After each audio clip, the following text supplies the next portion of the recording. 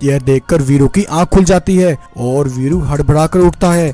ये आखिर कैसा सपना था? भैया आप ठीक तो है ना? मुझे भैया की बहुत चिंता हो रही है।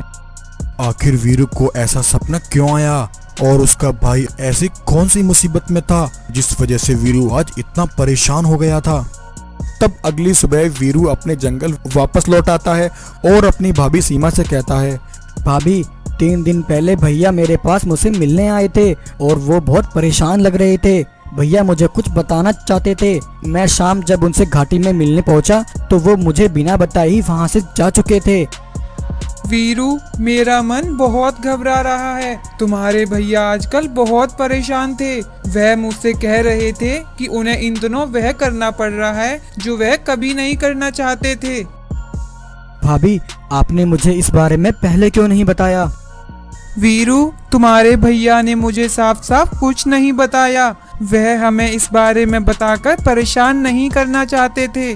तुम्हारे भैया इस दुख से अकेले ही लड़ रहे थे। भाभी आप परेशान मत हो, भैया जल्दी वापस आ जाएंगे। हो सकता है भैया को कोई जरूरी काम आ गया हो। मैं आज ही भैया का पता लगाता हूँ।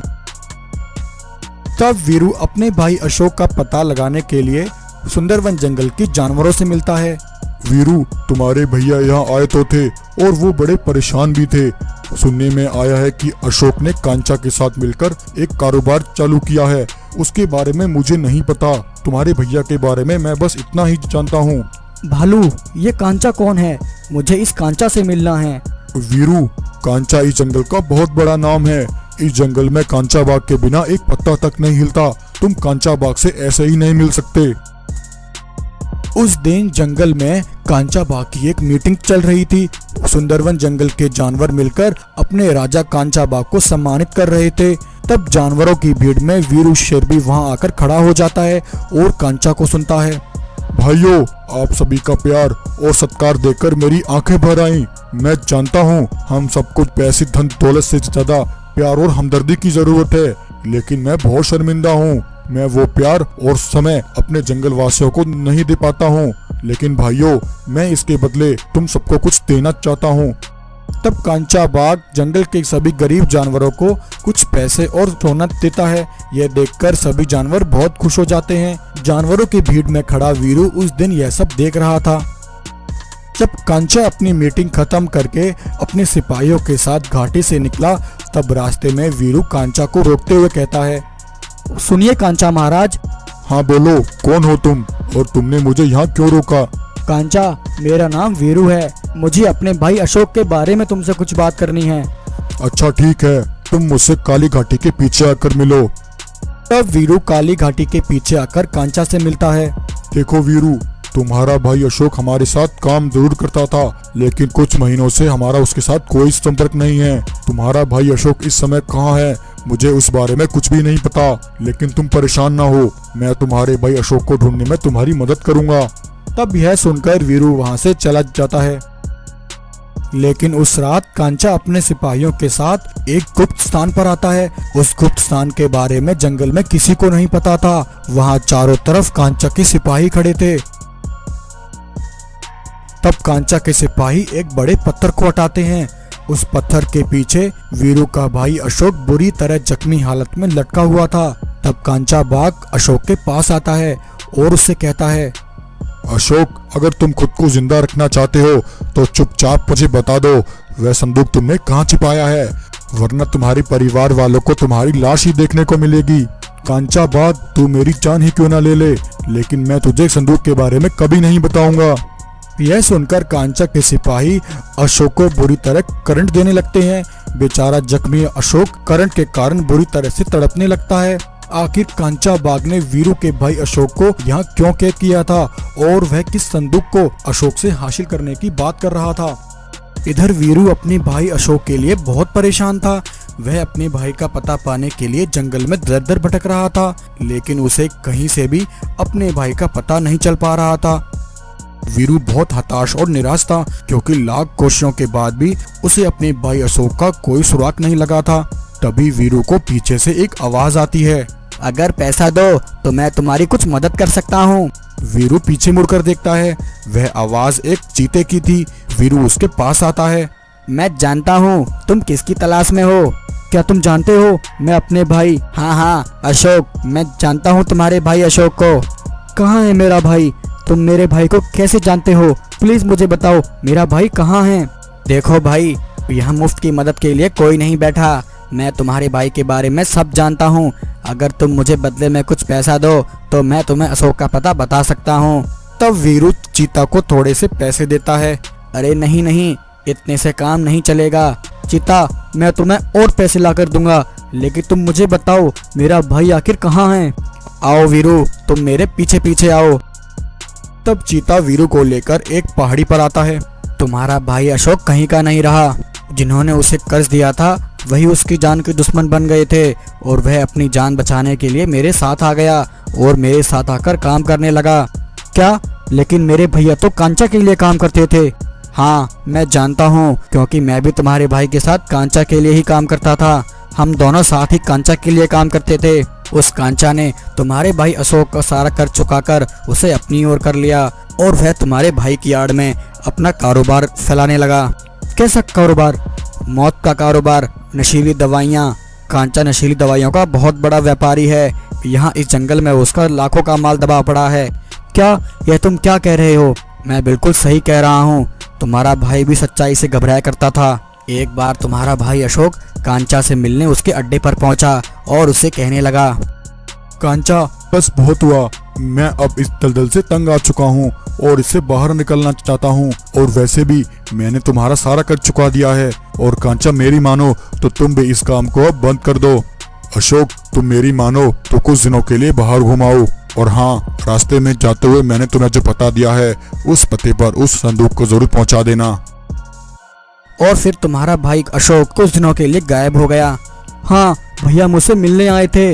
लेकिन फिर भैया तुमसे वापस मिले या नहीं? मिला, यहीं इसी जगह पर हमारी मुलाकात हुई। तब तुम्हारा भाई बहुत परेशान था।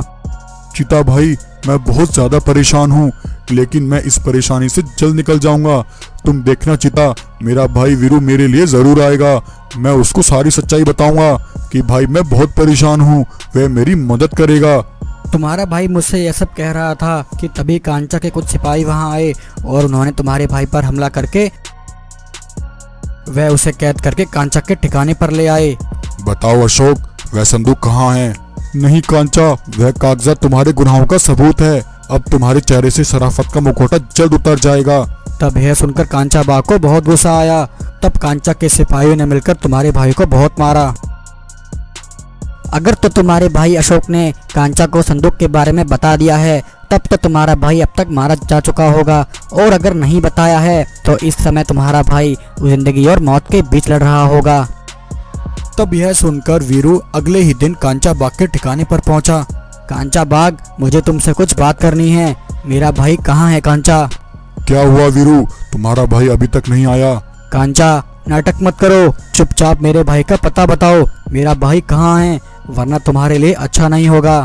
वीरू, तुम्हें जरूर कोई गलतफहमी हुई है। नहीं कांचा, तुम्हारे अंदर की शराफत के पीछे की शैतान को मैंने पहचान लिया है। हा हा हा हा हा हा हा। नहीं वीरू, तुमने मुझे अभी तक नहीं पहचाना है। जो मुझसे टकराता है वो सिसक सिसक कर दम तोड़ता है। कांचा, ये गीदड़ बक्कियां किसी और को देना।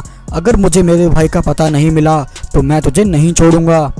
ऐसा कहकर वीरू जैसे ही वहां से जाने लगता है तभी कांचा के सिपाही वीरू को घेरकर उस पर हमला कर देते हैं और वीरू को बहुत मारते हैं और वीरू को उठाकर घाटी की दूसरी ओर फेंकाते हैं। उधर दूसरी तरफ कांचा के सिपाही अशोक के छिपाए हुए संदूक का पता लगा लेते हैं। महाराज, हमें अशोक के छिपाए हुए उस संदूक का पता लग गया है। महाराज, आप कहें तो हम अशोक को जान से मार देते हैं। तब कांचा और उसके सिपाही अशोक को करंट देकर उसे जान से मार डालते हैं। कांचा का एक सिपाही जाकर वीरू से मिलता है। वीरू, अगर तुम अपने भाई को देखना चाहते हो तो इसी समय काली घाटी के पीछे आ जाओ। तब वीरू काली घाटी के पीछे पहुंचता है। वहां वीरू को खून से लथपथ एक लाश दिखाई देती है।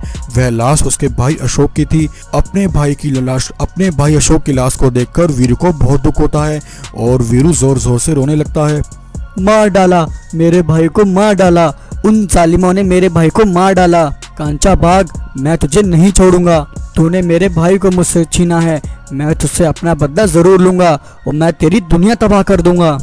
तब एक दिन वीरू कांचा से अपने भाई का बदला लेने के लिए उसका पीछा करता है, लेकिन वह कांचा की एक चाल थी। कांचा के सिपाही चारों तरफ छिपे हुए थे। वे सभी मिलकर वीरू को कैद कर लेते हैं और वीरू कांचा की सलाखों के बीच कैदी बन जाता है।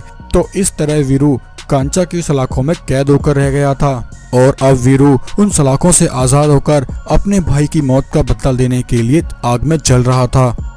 तब एक रात वीरू के साथ सलाखों में कैद उसके कुछ सिपाही दोस्त वीरू से कहते हैं, वीरू भाई, हम तुम्हारे बारे में सब जानते हैं। तुम्हारे साथ बहुत नाइंसाफी हुई है। तुम्हें इन सलाखों से बाहर निकलना होगा, तभी तुम अपने भाई की मौत का बदला कांचा से ले पाओगे।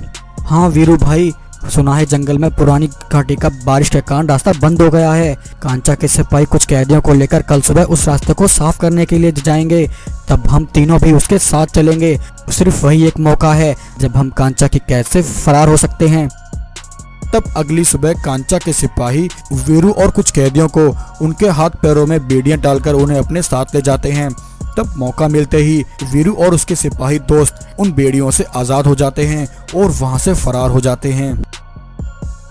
तब वीरू एक जगह आकर अपने साथ और सिपाहियों को इकट्ठा करता है और उन्हें अपने साथ मिलाकर अपनी एक मजबूत सेना बनाता है। तब वीरू अपनी और अपने सिपाहियों की जान हथेली पर रखकर कांचा बाग के ठिकाने पर पहुंचता है और वहां आकर कांचा और उसके सिपाहियों पर हमला कर देता है। वीरू के सिपाही एक एक करके कांचा के सिपाहियों को मौत के घाट उतार देते हैं और उधर वीरू भी कांचा पर हमला करके उसे जान से मार डालता है। कांचा को मारकर वीरू बहुत खुश होता है और आसमान में तेज की दहाड़ लगाने लगता है। तो प्यारे दोस्तों, इस तरह आज वीरू अपने भाई अशोक की मौत का बदला कांचा बाग से ले लेता है और कांचा बाग के सारे कारोबार को जलाकर भस्म कर देता है।